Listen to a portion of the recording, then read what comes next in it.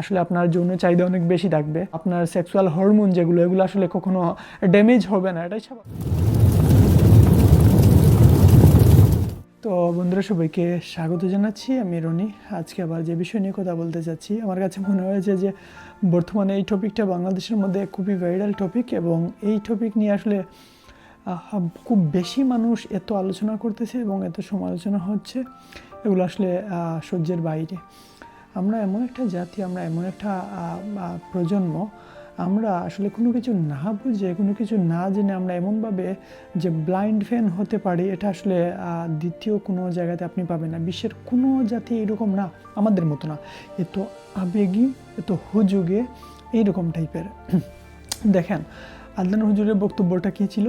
আদনান হুজুরের বক্তব্য ছিল যে কি আবু তো আদনান নাকি তার নাম, ওনার বক্তব্য ছিল যে আসলে আপনি পার্কে যাবেন, আপনি আড্ডা দিবেন, আপনি একসাথে কফি বারে যাবেন, আপনি একসাথে কি বলবো ফ্রি মিক্সিংয়ের আড্ডা দিবেন। পরবর্তীতে আপনি যদি দর্শনের শিকার হন তাহলে আপনি বলবেন সব দোষ ছেলেদের, মেয়েদের কোনো দোষ নেই, আমি তো মেয়েদেরকেই দোষ দেব।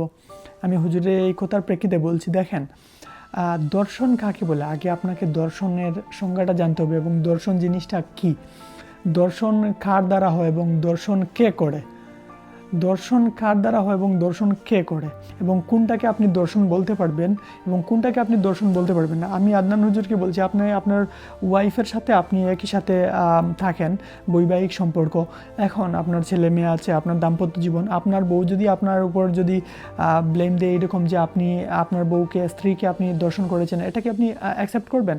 আমার মনে হয় না আপনি কখনো অ্যাকসেপ্ট করবেন, কেউ অ্যাকসেপ্ট করতে পারবে না এই জিনিসটা। তো দেখেন যে মেয়েটা, আমি সহজ ভাষায় যদি বলি, যে মেয়েটা পার্কে যায়, 5-8টা ছেলের সাথে আড্ডা দিয়ে ফষ্টি নষ্টি করে, এই মেয়েটার সত্যি বলতে ক্যারেক্টারই খারাপ, ওই মেয়েটার চরিত্রহীন।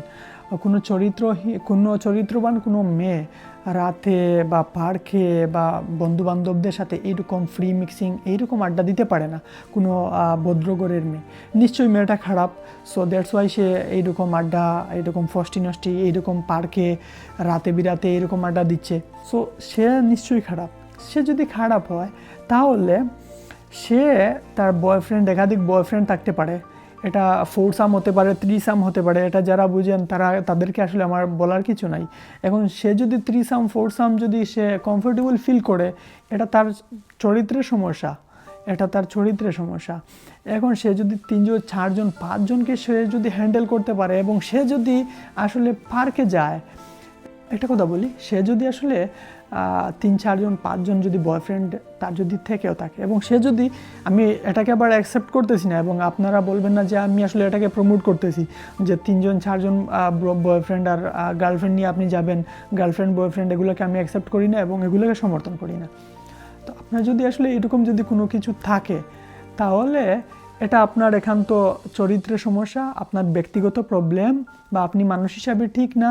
কিন্তু এগুলার দ্বারা আপনার যদি 3-4জন 5জন যদি বয়ফ্রেন্ড থাকে, এরা যদি আপনার সাথে শারীরিক সম্পর্ক তৈরি করে, এটা আপনার কখনো আপনার ইচ্ছাতে হবে, কখনো আপনি সেদিন চাচ্ছেন না, সেটা অন্য বিষয়। এটাকে আপনি কখনো দর্শন হিসেবে আপনি বলতে পারবেন না, এটা কখনো দর্শনের কোনো খাতারেই পড়ে না। কারণ আপনার 4জন 5জন বয়ফ্রেন্ড, আপনি তাদের সাথে ফ্রি মিক্সিং করতেছেন, আপনি তাদের সাথে আড্ডা করতেছেন, একে অন্যের সাথে একদম ক্লোজলি থাকতেছেন, হ্যাঁ, তো আপনি রাত্রি যাপন করতেছেন। তো আপনার যদি এরকম শারীরিক কোনো সম্পর্ক হয়, আপনি কখনো তাকে দর্শন বলতে পারবেন না, কখনো এটা দর্শনের খাতারেই পড়ে না। আপনি ধরে নিলাম আপনি সারা রাত আড্ডাবাজি নষ্টামি করলেন, বাসায় ফেরার পথে আপনি যখন আমাদের তৌহিদি যৌনতা বাইদের দ্বারা যখন আপনাকে ধরে জোর জবরদস্তি করে আপনার সাথে এইরকম শারীরিক সম্পর্ক করা হবে, আপনি সেটাকে তখন দর্শন বলবেন। আমার আদনান হুজুরের কথা বলছি, বেচারা হয়তো আসলে দর্শনের সংজ্ঞা কী এবং দর্শন কী বেচারা সেটা না বুঝে ওই যে সব দোষ মেয়েদের গাড়ে। আচ্ছা, যদি পোশাকের, আমি ধরে নিলাম পোশাকের কারণে লোভ লালসা এগুলা মানুষ আটকাইতে পারে না, সো এর কারণে আসলে মানুষ এইরকম লোভ লালসার কারণে মানুষ এইরকম ঝাঁপিয়ে পড়ে, হিংস্রতা মানুষের মধ্যে কাজ করে, মানুষ এইরকম একটা মেয়ের এইরকম শ্লীলতাহানি করে বা একটা মেয়ের ইজ্জত নষ্ট করার চেষ্টা করে। আমি ধরে নিলাম এই পোশাকের দোষ, হ্যাঁ, বা হিজাবের বা পর্দার দোষ। আচ্ছা দেখেন, যে মাগুরার যে আসিয়া মেয়েটা, সে তার বোনের বাড়িতে গেছে, তার বয়স কত, 7-8 বছর।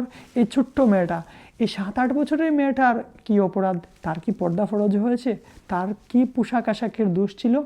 যখন 4 বছরের একটা বাচ্চা যখন ধর্ষণের শিকার হয়, যখন 5 বছরের একটা শিশু যখন বলাৎকারের শিকার হয়, এটার তো আর কোনো পর্দার দোষ না, এটার তো আর কোনো হিজাবের দোষ না। এটার এই বাচ্চাটা এখনও কী বা আছে এই বাচ্চাটার প্রতি যারা লোভ লালসা আটকাইতে পারে না, তারা কি মনে হয় যে প্রাপ্তবয়স্ক একজন যুবতীর লোভ লালসা তারা সামলাইতে পারবে? কখনো না, কখনো না।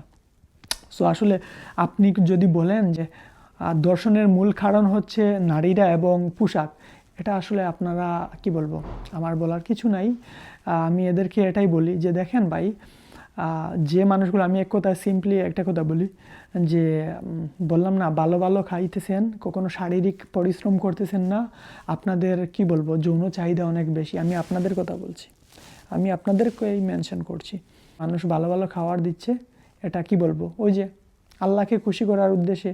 এবং আসলে মানুষের মনে একটা মানুষের ফিলোসফি এরকম তৈরি হয়ে গেছে যে আসলে আমরা যদি ওই আদনান হুজুরের টাইপের এই যে তৌহিদি যৌনতা বাইয়েরা আছে, তাদেরকে যদি আমরা আসলে এরকম ভালো ভালো যদি খাবার দেই, মাছের বড় মাথা যেটা আছে এগুলো যদি আমরা যদি পরিবেশন করি হুজুরকে, হ্যাঁ, তাহলে হুজুরের এই সোয়াবের কারণে আসলে আমরা জান্নাতে যাব। মানুষের মনের মধ্যে এইরকম একটা ফিলোসফি তৈরি হয়ে গেছে। আর ওই যে তৌহিদি যে যৌনতা বাইরে আছে না, ওনারা আসলে এইরকম খাওয়ানগুলো খাইয়া, আপনি এটা বিজ্ঞানও এটা বলে, আপনি ভালো ভালো খাবার খাইবেন, আসলে আপনার যৌন চাহিদা অনেক বেশি থাকবে। আপনার কি বলবো, আপনার সেক্সুয়াল হরমোন যেগুলো, এগুলো আসলে কখনো ড্যামেজ হবে না, এটাই স্বাভাবিক।